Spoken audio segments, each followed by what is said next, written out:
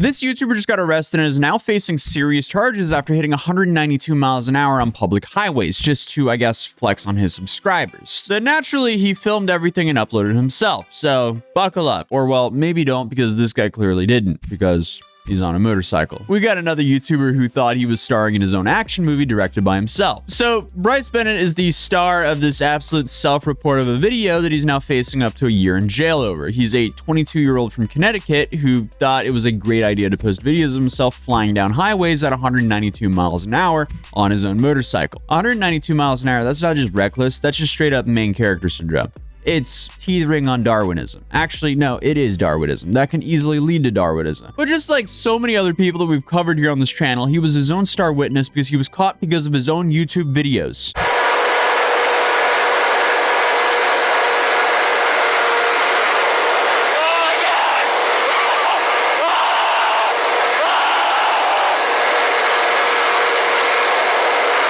Come on, guys. Like, if you're gonna commit crimes, why would you ever live stream it or film it and upload it yourself to YouTube? There's just not that much upside for the potential downside. I guess attention and clout is the upside, and that's enough for many people. Clearly, he hit 192 there. I am probably going to censor the speed due to how reckless it was, but the dude is pushing Darwinism and social media Darwinism in the same video. Darwinism, self-explanatory, as he's one pothole away from natural selection, and social media Darwinism is a term that we've kind of coined here on this channel where someone ruins their own life or freedom by posting a video on social media. And again, normally the reason they do this is for attention and clout, as he now has over 250,000 followers. And I guess recording all this stuff is a part of his dream, according to his Instagram bio. My main question is getting arrested a part of that as well? Who knows? But once you hear the breakdown, you'll understand that getting arrested actually has crossed his mind multiple times while filming this. So, how did this genius move lead to a pair of handcuffs? Well, let me break it down. Bryce was tearing up Connecticut's highways, going over 190 miles an hour on public roads. And obviously, because he's built what seems to be a career around this isn't a one-time stunt. He's repeatedly posted videos on YouTube and Instagram of himself reaching these high speeds. In fact, the clickbait and the title scheme seem to be based around how fast he was actually going, with videos like running late to a Dallas ghost meet on a 200 horsepower superbike.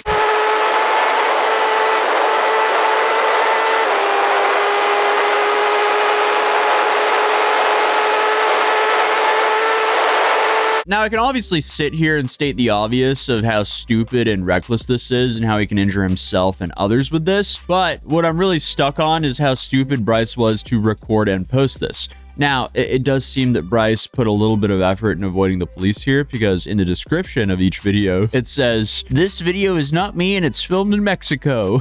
Sure, bud. But I mean, that's basically just a meme at this point that any automotive creator would throw in the air because, you know, it's obviously it's not going to do anything.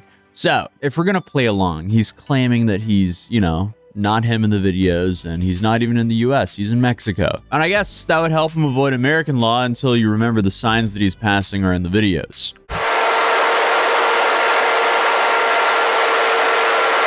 Now, that might be hard to see as he passes a few of them on the specific road that led to his arrest. The cops were actually able to figure out pretty quickly that he was passing Hartford, Connecticut. Now, should he have put the extra time and edited out the signs that he was passing? Maybe, but there would still be other ways of finding him. Because it's not like the road signs would be the only thing that proves he's there, but it shows how obvious of a meme that disclaimer is. It's kind of like the guys who recklessly drive in New York. They put the disclaimer, "This is all a graphic render," which honestly is probably better than "this is all filmed in Mexico and it's not me." But in the grand scheme of things, clearly both of these disclaimers don't hold any weight. But that video that got Bryce in trouble was posted in late May, and the police didn't get wind of Bryce until this past December. So he's been filming a lot of these videos for a hot minute before, I guess, he got onto the cops' radars. At some point, you would think you would realize that posting these videos of yourself breaking the law is not a good idea, but I guess not. Bryce didn't even stop after running 192 miles an hour, filming it and uploading it on YouTube. He just thought,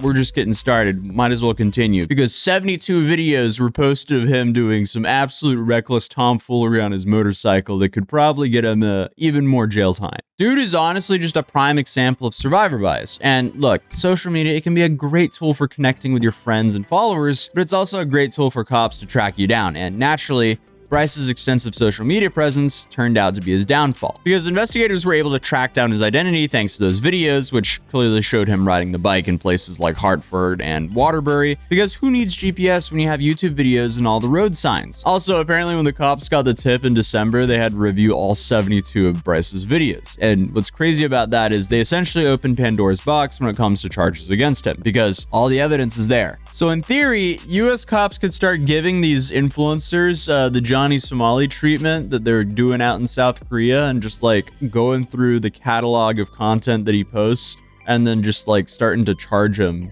every time he commits a felony. That could happen here. Because in theory, any detective can just charge him for his actions if it happened within their territory and within the statute of limitations. Well, this dude clearly loves snitching on himself. We were just shooting up there. We do content, so don't want anybody to find out like where we live. I got mine on me right here, but we just take it off for like content purposes.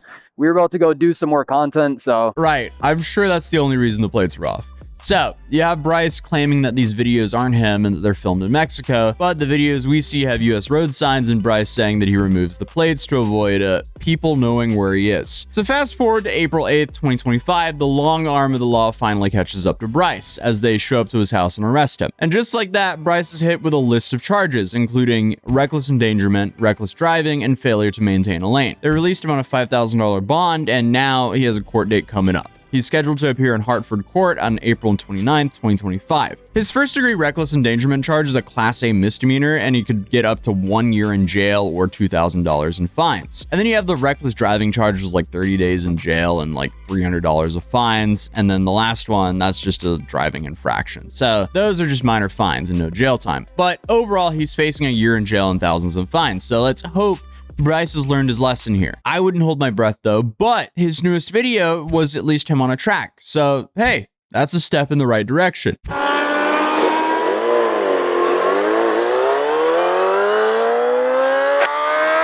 But for some reason, it still has the Mexico description in his bio, so I guess it's just his upload default at this point. But in the one before, he's ripping through traffic doing over 160 miles an hour. So I mean, who knows? And obviously, this is a big niche, and he is by far not the only one making content like this, but he's also the one who was recently arrested. It'll be interesting to see if anything happens to this niche. Like, what will the new meta be? Will they start censoring speeds or road signs they pass by?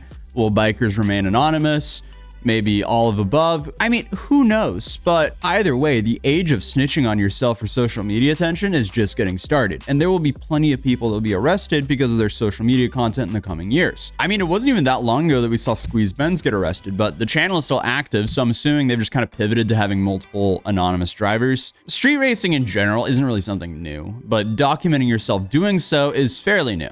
And also, there's a massive difference between going like 30% over the speed limit and 300% over the speed limit on a public road. Because obviously I would be lying if I said I've never sped before on a public road, but I've never gone 300% over the speed limit cutting through traffic. That's just outrageous. I haven't even gone 100% the speed limit cutting through traffic. I mean, that's outrageous behavior. Overall, it'll be interesting to see what sentence he gets when they wheel in this bad boy and show the judge him riding at 192 miles an hour. But we shall see, and I'll likely keep you guys updated. Until then, if you're new here, feel free to subscribe, and I'll see you guys in the next video.